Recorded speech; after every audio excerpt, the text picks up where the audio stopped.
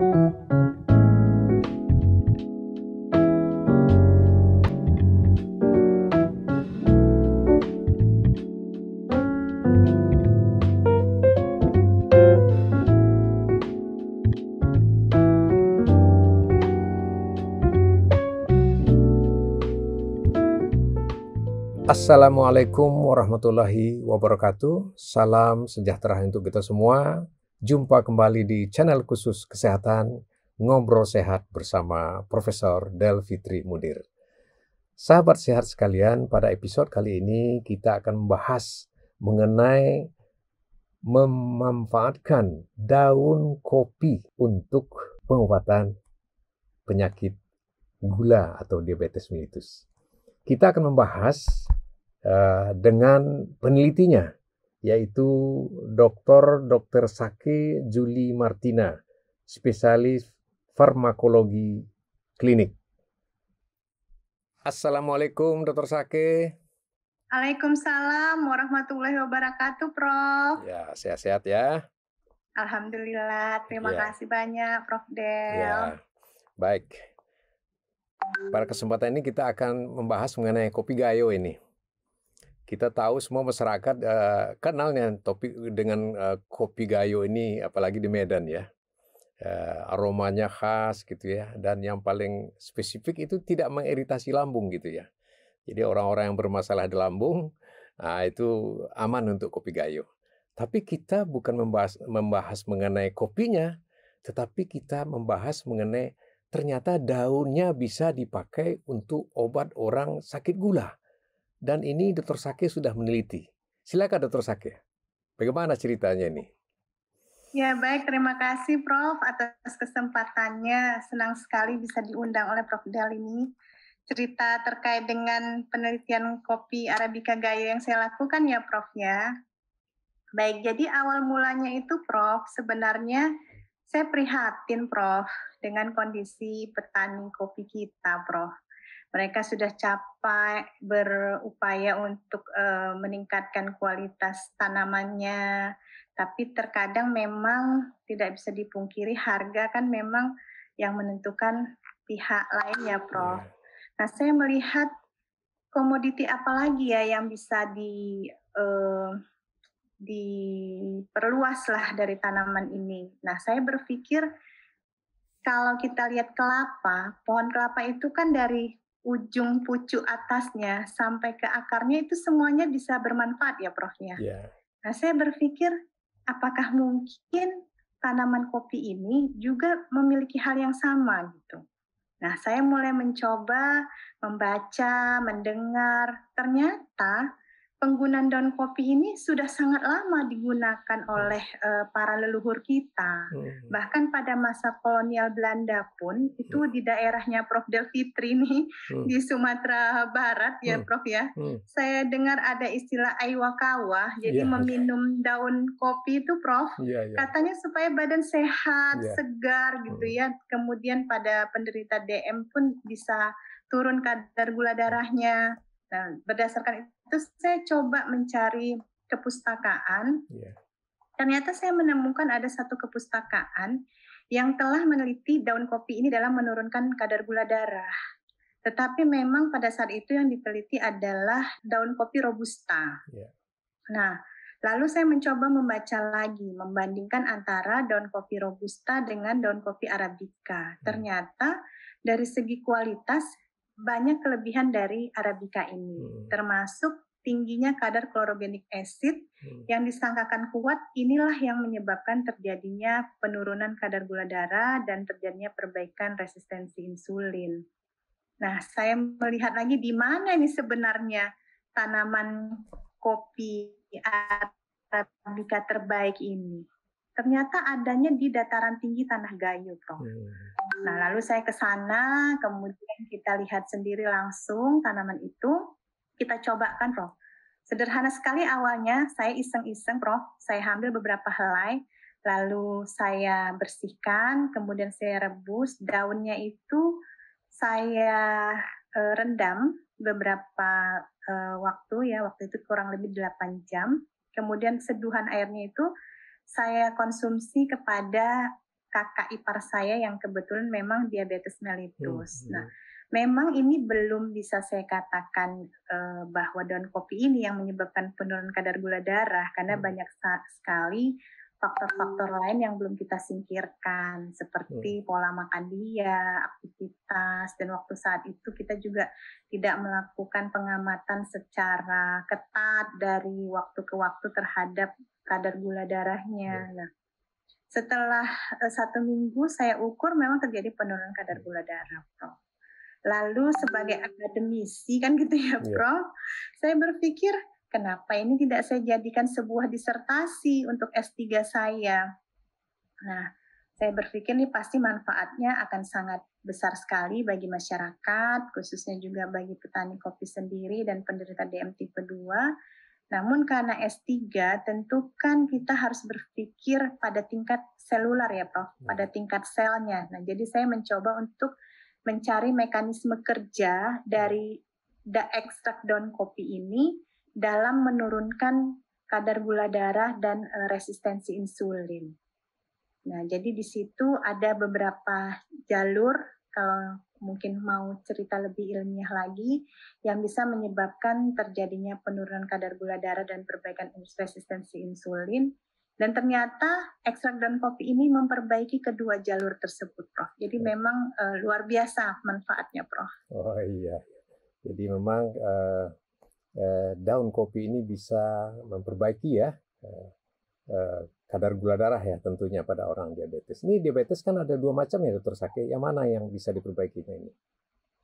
Pada penelitian ini memang saya cenderung pada diabetes mellitus tipe 2, Prof. Oke, ya. Jadi diabetes mellitus yang memang masih memiliki yang di mana sel beta pankreasnya ya Prof ya, jadi produksi insulinnya itu memang masih ada, namun memang tidak cukup mampu untuk menurunkan kadar gula darah sehingga pasien menderita DM tipe 2. Tapi untuk yang DM tipe 1 di mana pasien tadi benar-benar tergantung pada insulin karena si pembuat atau si produksi insulinnya sendiri, sel beta pankreas itu sudah tidak mampu untuk menghasilkan insulin, Prof. Iya, baik. Jadi ini kan insulinnya ada ya, tapi tidak cukup ya. Bagaimana kira-kiranya kerjanya ya? Iya, Analoginya ya, daun kopi ini bisa membantu kerja insulin. Silakan Dokter Saki. iya. Baik, terima kasih, Prof. Jadi sebenarnya pada penderita DM tipe 2 ini bisa ada beberapa kemungkinan. Yang pertama, bisa jadi insulinnya sebenarnya ada, Prof, Ya, cukup, tapi terjadi resistensi. Jadi tetap saja dia tidak mampu untuk mengangkut gula yang ada di dalam darah ya ke dalam sel. Nah, sementara yang membutuhkan untuk segera mendapatkan nutrisi itu adalah sel. ya.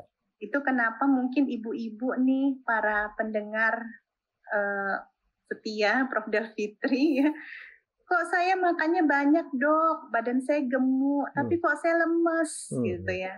Nah, karena memang makanan yang ibu makan tadi, gulanya itu tertumpuk di dalam darah, tidak sampai ke dalam sel. Sementara untuk kita bisa bertenaga, untuk kita bisa beraktivitas itu, harusnya yang kita kasih makan itu selnya. Ya. Nah, itulah kenapa bisa demikian. Tadi bisa jadi insulinnya. Jadi insulin ini kalau saya Prof selalu menganalogikan kepada ibu-ibu kalau biasa saya ceramah di ibu-ibu pengajian atau ibu-ibu arisan. Itu saya selalu mengumpamakan insulin itu seperti angkutan, Prof. Seperti angkutan. Lalu pembuluh darah kita itu saya umpamakan seperti jalan raya. Dan gula darah itu seperti penumpangnya. Ya. Jadi saya umpamakan kalau ibu-ibu baru siap makan, nah itu umpamanya penumpangnya lagi banyak tuh. Ya. Lagi banyak, misalnya kita sampaikanlah ada 30 orang nih. Nah, penumpang tadi, si gula ini harus sampai ke tujuannya. Misalnya nih, tujuannya adalah ke pasar. Nah, kan butuh armada nih, Hmm. butuh angkutan. Nah, harusnya idealnya kalau satu angkutan itu hanya bisa mengangkut 5, berarti dia butuh 6 armada. Tapi karena kita DM, bisa jadi armadanya tadi tidak cukup. Jadi yang ada mungkin cuma 3, sehingga 3 tadi tertumpuklah dia di dalam darah, tertumpuklah di jalan tadi. Sehingga kalau diukur, wah kadar gula darahnya tinggi kan gitu. Atau armadanya cukup, tetapi tidak mampu untuk mengangkut 5, dia cuma bisa angkut 2 gitu. Jadi tetap aja yang 3 tadi tertinggal. Nah, jadi alhamdulillah Prof, penelitian saya ini membuktikan bahwa dengan pemberian ekstrak etanol daun kopi Arabica Gayo ini, Prof, dapat meningkatkan daya angkut tadi, Prof. Jadi terjadi perbaikan pada si angkutannya, pada si insulinnya tadi. Jadi terjadi perbaikan resistensi insulin. Jadi tadinya dia cuma bisa ngangkut 3, dengan ini alhamdulillah dia bisa kembali normal, bisa angkut 5. Itulah kurang lebihnya, Prof. Iya, baik. Jadi memang sudah terbukti ya, dia memperbaiki Prof. ya gula darah. Tapi memang perlu kajian lebih lanjut ya, Prof, uji klinisnya, karena saya masih pada tingkat uji praklinis ya, Prof. Baik, jadi ini kan baru praklinik ya. Kira-kira tahapan-tahapan penelitian selanjutnya sampai ke dosis atau cara pemakaiannya itu bagaimana rencananya? Silakan Dr. Saki. Iya, Prof.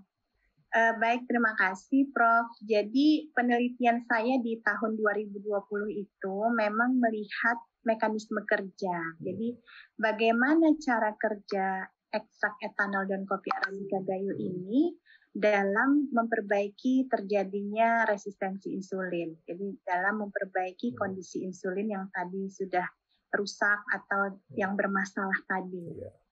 Nah, di tahun 2021 ini sebenarnya saya akan melakukan uji klinis. Jadi hasil penelitian saya pada tikus yang saya lakukan di tahun 2020 untuk melihat apakah enzim yang saya yakini tadi bisa memberi perbaikan pada insulin itu benar-benar bisa bermanfaat nggak pada manusia. Nah, itu akan dilakukan di tahun 2021 ini. Jadi, kita akan buat ekstraknya, dimasukkan ke dalam kapsul, lalu diberikan kepada manusia penderita DM.